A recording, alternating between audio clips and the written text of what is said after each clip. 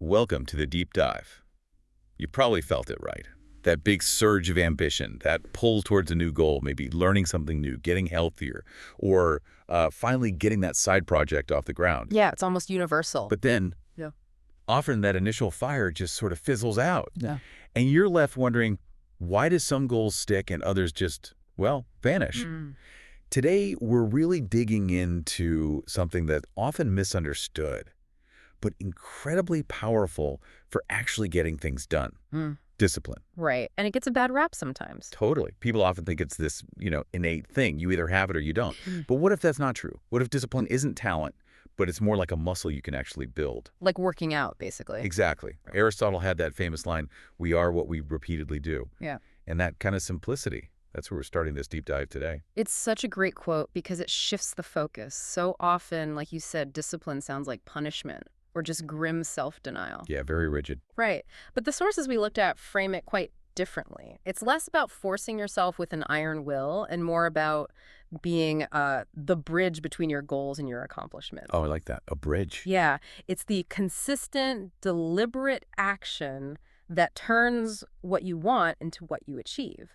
So our mission today is to equip you with 7 practical, proven steps from our research to build that kind of unbreakable discipline, to help you finally cross that bridge to what you really aspire to. Okay, discipline as a bridge, not a burden.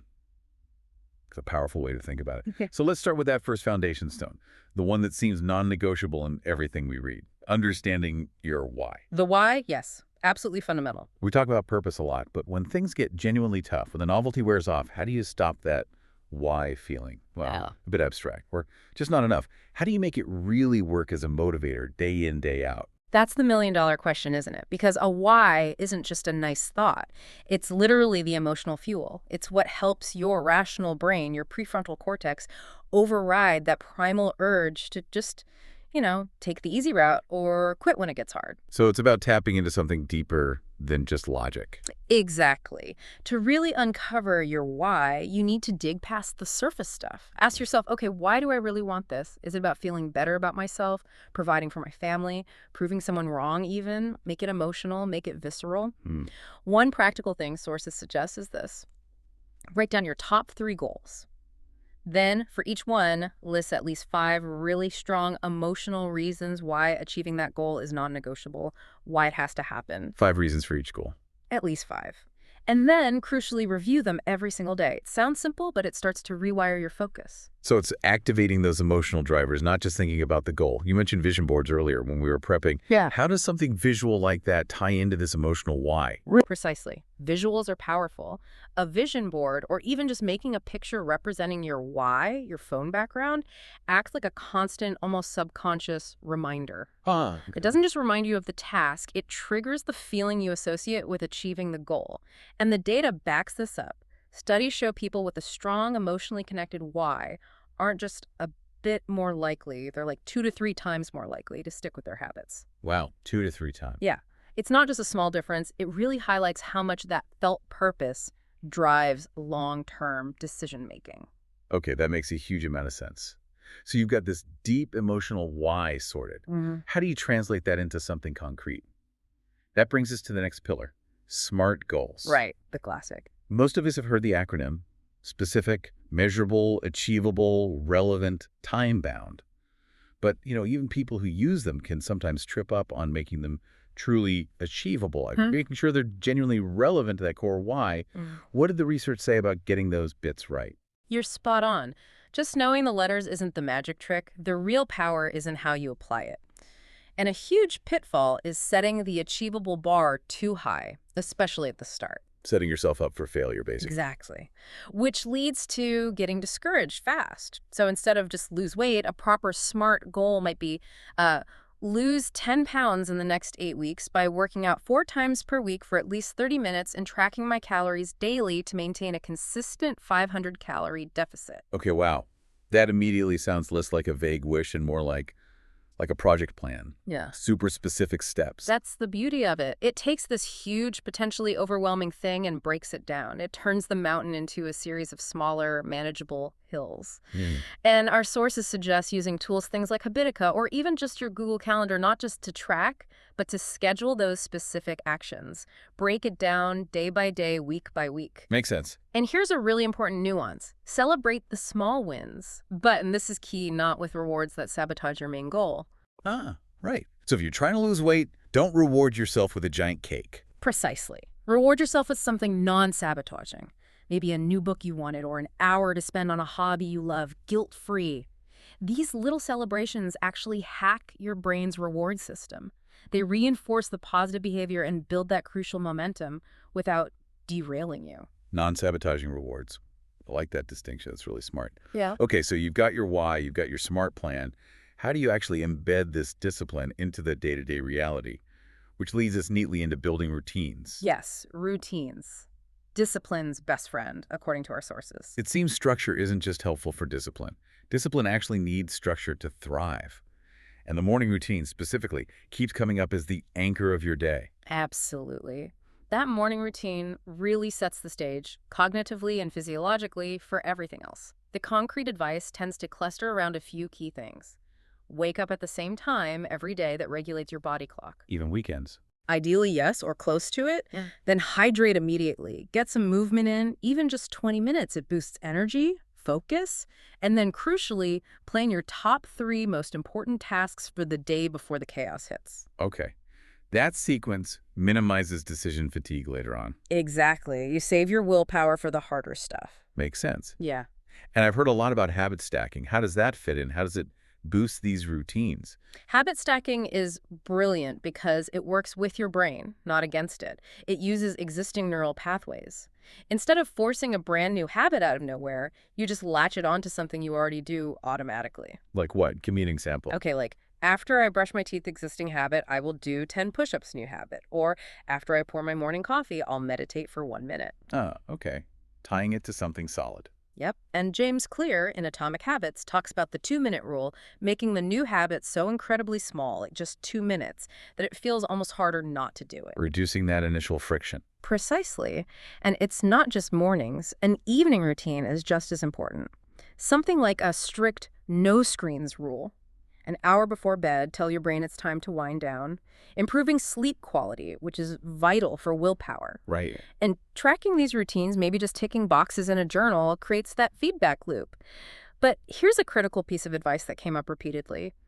If you miss a day, if you slip up, it's no big deal. Really? No big deal. Seriously, the goal isn't 100% perfection, because that's impossible and sets you up for quitting. The real skill is getting right back on track the next day. Resilience over guilt. No big deal. That feels quite liberating, actually. It lowers the stakes of messing up once. But, okay, even with great routines, our focus is constantly under attack these days. How do we defend our discipline when the world is full of digital noise? That brings us to ruthlessly eliminating distractions. Mm-hmm. The modern kryptonite. For so many of us, the phone is probably the main culprit, right? Along with endless social media feeds and those oh-so-tempting streaming services. Absolutely. And we have to remember, these platforms are designed by very smart people to grab and hold our attention. Distraction is almost the default setting now. So how do we fight back? It's about being intentional, really intentional. One practical strategy is using the built-in features on your phone, things like screen time on iPhones or focus mode on Android, to set hard limits on distracting apps. So it's not just willpower, it's changing the environment. Exactly. Build barriers, make distraction harder. Another key thing is creating a physical distraction-free zone for when you need deep focus. A specific desk, maybe even a specific room where interruptions aren't allowed. I've heard the Pomodoro technique mentioned a lot for focus. How does that work in this context? What's the psychology behind it? Pomodoro. It's simple but effective. You work with intense focus for, say, 25 minutes, then take a mandatory 5-minute break. Repeat. Why does that work so well? It kind of tricks your brain. Knowing a break is definitely coming soon makes it easier to sustain that intense focus for the 25 minutes. It makes the task feel less overwhelming and helps fight procrastination because you're only committing to a short burst. Okay. But the key during that 25-minute focus block, according to the sources, is putting your phone in another room. Not just on silent, physically separate yourself. Out of sight, out of mind. Literally. Yes. Yeah. Even seeing it can unconsciously trigger the urge to check it, derailing your focus. It's more than just time management, though. It's a fundamental mindset shift. Start viewing those mindless scrolls, those constant notifications, as goal killers. Ooh, goal killers, that's strong. It reframes it, doesn't it? They're actively stealing time and energy from what you claim to value. And try to actively replace that wasted time. Instead of scrolling on your commute, maybe listen to an educational podcast or audiobook. That kind of focused elimination of distractions can massively boost your disciplined output. Goal killers. I like that reframe. It changes the internal debate from, is this fun, to, is this serving my goals? Okay, but discipline isn't just about doing things and avoiding distractions. It's also deeply mental, isn't it? Motivation is great when it shows up, but we all know it's unreliable. It comes and goes. Absolutely, it will fade. So how do we build that inner resilience, that mental toughness to push through when we just don't feel like it? Yeah, this is where the rubber really meets the road, the inner game. And again, our sources stress that mental toughness isn't something you're born with. It's a skill you cultivate. How? What are the exercises for the grit muscle? One powerful method is to intentionally practice discomfort, small doses. It's not about being miserable. It's about systematically expanding your comfort zone. Like what kind of discomfort? Simple things. Try taking a cold shower for just 30 seconds. Intentionally say no to a treat you want. Make yourself wake up 15 or 30 minutes earlier than you need to.